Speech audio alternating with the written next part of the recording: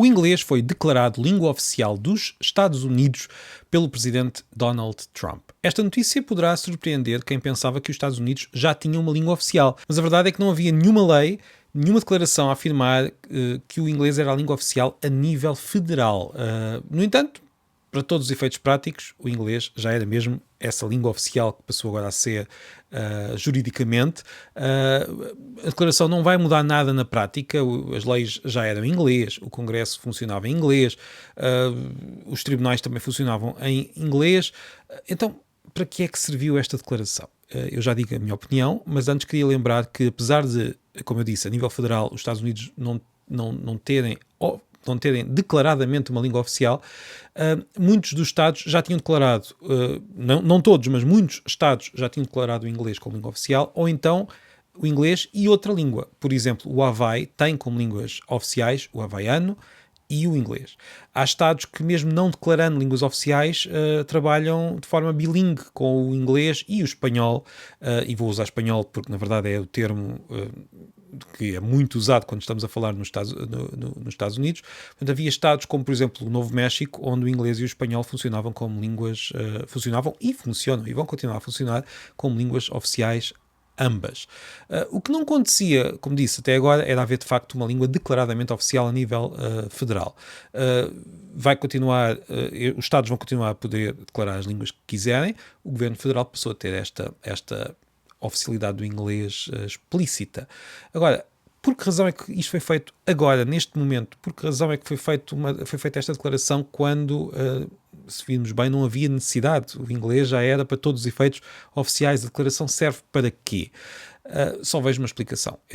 É como a transformação do Golfo do México no Golfo da América, embora aqui possa haver mais consequências práticas a médio prazo, mas é para já uma forma simbólica de passar uma mensagem. E neste caso a mensagem é clara. É uma mensagem de desvalorização oficial do espanhol.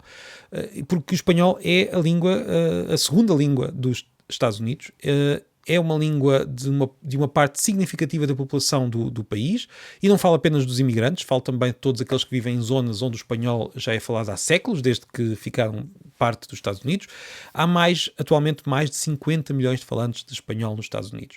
Estes milhões de falantes de espanhol não põem em causa o domínio do inglês. A grande maioria falam também inglês, ou falam até, em primeiro lugar, inglês e só depois espanhol. Portanto, não há qualquer perigo para o inglês. No entanto, o novo governo quis sublinhar que o inglês é oficial e, simbolicamente, tanto para lá da prática, é também mais importante. E haveria mesmo necessidade de declarar isto? O inglês é a língua mais importante dos Estados Unidos, é a língua que é mais aprendida no mundo inteiro, não só nos Estados Unidos. Porquê há de facto esta necessidade de garantir que o espanhol não chega sequer a ter pretensões de ser uma segunda língua do país? Poderia perfeitamente ser, tendo em conta a quantidade de falantes que há. No fundo, se quisermos, e aqui estou a dar a minha perspectiva, uma insegurança da parte dos falantes da língua maioritária, uma insegurança que existe em muitos países por esse mundo fora. Os falantes das línguas maioritárias muitas vezes sentem a existência de outras línguas como uma ameaça à sua língua, e sentem a defesa das línguas minoritárias como uma ameaça mais uma vez, à sua língua, esquecendo um ponto essencial. As pessoas podem falar várias línguas, e falam muitas vezes. O facto de existirem 50 milhões de falantes de espanhol nos Estados Unidos não quer dizer que esses 50 milhões não possam também saber e usar o inglês.